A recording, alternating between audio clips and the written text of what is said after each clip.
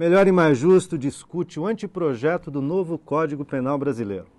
Comissão de 16 juristas deve concluir os trabalhos até o final desse mês.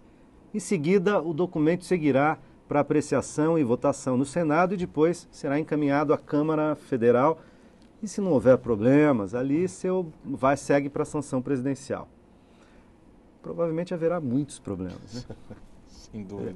O texto que será apresentado pela comissão contempla, na opinião de vocês, uma consulta popular efetiva. A população pode se manifestar nas audiências públicas, em outras instâncias, ou ela se baseia, sobretudo, digamos, em pareceres jurídicos, em análises especializadas. Eu quero abrir o terceiro bloco perguntando disso, quer dizer, o controle social, a participação social, mas eu não esqueci de que eu fiz uma pergunta aqui para o Roberto, que não deu tempo no segundo bloco. Talvez a gente pudesse, o Roberto, começar falando disso. Tinha falado, e a pessoa jurídica, né, no Código Penal? Tinha feito essa pergunta e a gente retoma. A responsabilidade penal da pessoa jurídica, ela decorre de um fundamento constitucional, lá do artigo 225, parágrafo 3º, que atribui a responsabilidade não só administrativa, mas também penal a quem violar, a quem causar dano ambiental. Aí nós temos um problema de interpretação até gramatical. Se a Constituição atribuiu a responsabilidade administrativa à pessoa jurídica e a penal à pessoa física. Ocorre que o legislador brasileiro, em 98, editou a Lei de Crimes Ambientais, e resolveu criminalizar a conduta também da pessoa jurídica. Ali já surgiu uma grande polêmica e o professor Miguel Reale Júnior, ele se posicionava pela inconstitucionalidade desse dispositivo da Lei de Crimes Ambientais. E é o meu posicionamento, eu concordo com ele. Porque como é que seria possível, objetivamente, estabelecer uma pena para a pessoa jurídica? A prática de crime no Brasil exige conduta humana, vontade delitiva, vontade humana. É claro que por trás de uma empresa, uma pessoa jurídica, tem lá os seus diretores, gestores. Portanto, a questão penal deve os alcançar. E não a pessoa jurídica. E o pior, como o professor Wagner até comentou no intervalo, nós podemos acabar aplicando uma pena de morte à pessoa jurídica, que é a sua extinção. E o Brasil não admite a pena de morte às pessoas. Mas aí só as pessoas físicas. Então nós temos até um tratamento diferenciado entre pessoas, física e jurídica. Então, ao meu ver, é preciso repensar sobre essa proposta, ainda mais quando ela trata de forma geral, ampla, no próprio Código Penal, que é uma lei geral, sobre a responsabilidade desse ente, que é uma ficção. A pessoa jurídica é uma ficção, sim, claro. É uma criação. Por meio de um papel, um estatuto, ela é instituída. Bom, agora já falando da consulta popular, as audiências públicas, elas ocorreram, eu participei de uma aqui em São Paulo, no Tribunal de Justiça do Estado de São Paulo, no Salão dos Passos Perdidos. Inúmeras instituições foram ouvidas, houve uma ampla participação popular. Foi um evento que durou quase que o dia inteiro, foi até tarde da noite, com a participação dos integrantes da comissão, todos lá ouvindo. Os 16 juristas. Isso, o que havia de reivindicação popular. Por outro lado, ao meu ver, nós precisaríamos de um tempo um pouco maior, ouvir outras instituições, nem todas que estavam ali conseguiram falar. Deixar decantar o debate, né? Exatamente, isso, nós precisamos amadurecer as ideias. Talvez falte isso na proposta do Congresso, na proposta do Senado. Nós precisamos ampliar esse prazo para entrega do próprio projeto, para que as questões sejam refletidas, para aquilo que foi aprovado pela comissão seja levado a conhecimento do público em geral, especialmente a comunidade jurídica. As universidades precisam ser ouvidas, foram, mas de forma muito rápida, célere, e às vezes a velocidade acaba afetando a qualidade. Essa é a grande preocupação que eu tenho. Eu não sei se os professores concordam. Perfeito, discutível. Entra nessa conversa, Wagner. Como é que você vê? Se você estava nos dizendo aqui que achava que isso demandaria um debate muito mais capilarizado e mais longo, né? e que você era cético, inclusive, no sentido de não fazer uma reforma estrutural, mas de atacar os pontos que precisam ser atacados e tal, ainda que do ponto de vista prático, o Otávio tenha defendido lá essa possibilidade de consolidar tudo num lugar só e a gente não ficar com essa fieira de legislações que vira muitas vezes um fio de Ariadne aí, né? Um lugar que nos ajuda, mas muito difícil de encontrar, um labiríntico. Né? Os nossos Perseus e Minotauros. Posso só fazer um acréscimo quanto ao que o professor Otávio acabou de falar sobre as inúmeras leis que tratam de questões penais? Às vezes é um desafio. Eu falo como advogado, mas é um desafio do juiz, do promotor, para identificar o tipo penal, a pena que deve ser aplicada, qual o procedimento a ser adotado, o que ocorre, por exemplo, com os crimes eleitorais. As eleições estão aí.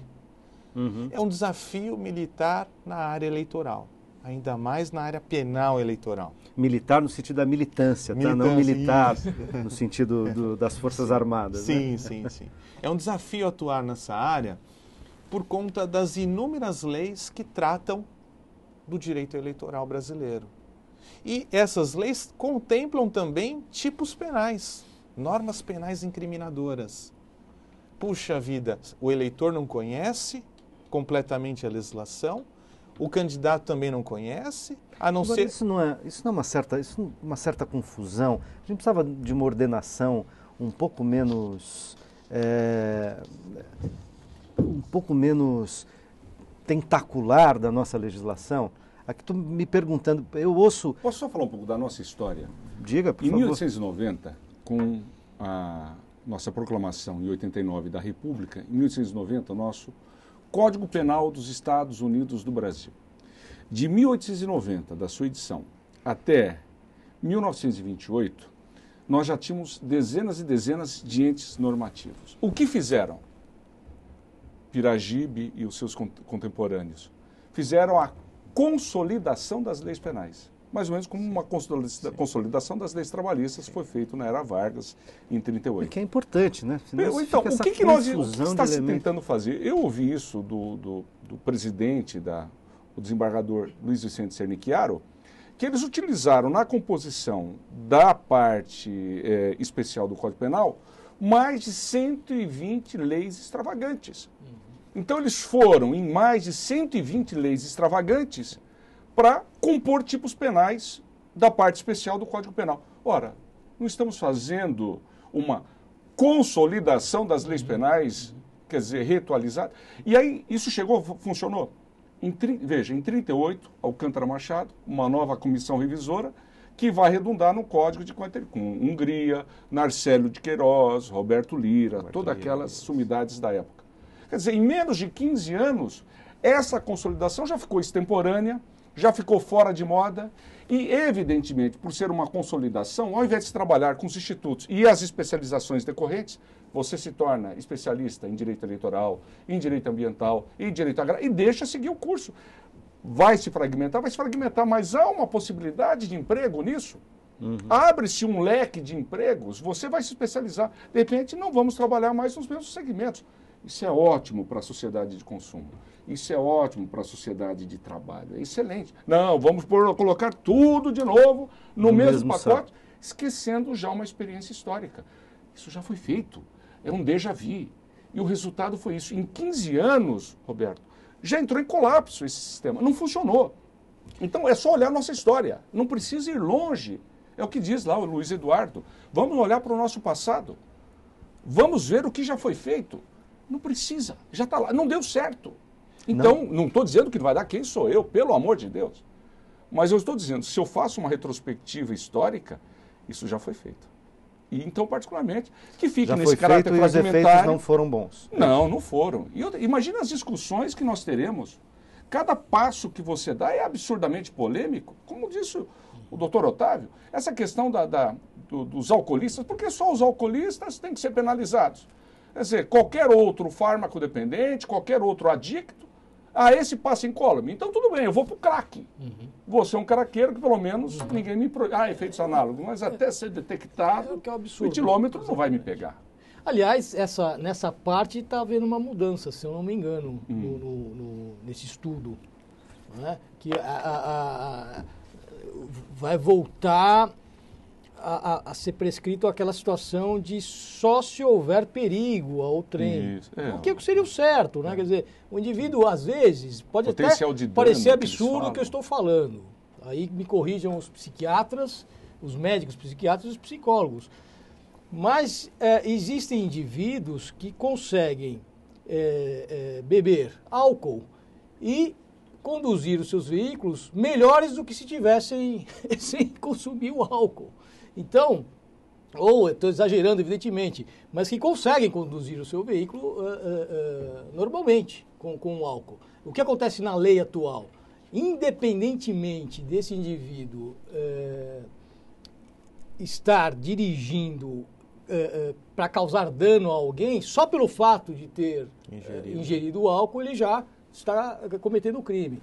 E eu vi que há uma mudança substancial nesse projeto, no sentido de que há exigência de que esse indivíduo que ingeriu o álcool e esteja dirigindo, ele deve causar, ou ter a probabilidade de causar dano a alguém. Então, se houver essa mudança, já melhora bem. Volta a antiga contravenção. A antiga contravenção. Volta a 3688. O que já era. Volta o que já era. A contravenção. A contravenção.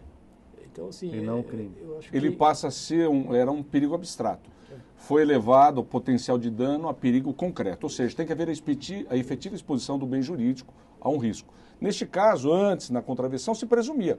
O fato de você, por exemplo, estar embriagado conduzindo o veículo, mesmo que não tivesse ninguém nas vias públicas, você já cometia infração, a infração contravencional. Neste caso, avançou e retirou, ao mesmo tempo que levou de patamar, retirou essa exigibilidade. Estou 3 horas da manhã, trêbado, na marginal, em direção perigosa ainda, não há crime. Não há crime, porque não há essa exposição. Então, seria isso. Seria isso. Porque o que diferencia, por exemplo, aquele padre, né, que está comungando a sua missa, né, comunga do vinho, e esse padre é pego numa blitz. E é alcoolista, pela psiquiatria. E é preso, se for detectado, né? Diferente daquele padre que ministra a sua sobretudo missa, ali no tolerância zero, né? Então essas mudanças 0,8, eu acho que são interessantes. Dos níveis de álcool 6 permitidos. 6 decigramas. Essas mudanças eu acho que são interessantes. Como agora também, qualquer coisa. Então, mudou. Agora é zero, né? Agora qualquer, é zero. E como também se tiver 0,1 já está valendo. Descriminalizar o uso de substâncias ditas ilícitas. Eu também acho que é bem E, aliás, positivo. esse padre que consome vinho, ele bem é alcoolista? Produtivo? Bem produtivo? Eu não ouvi o que você falou. Não, eu entendo Descriminalizar substâncias ditas ilícitas, né?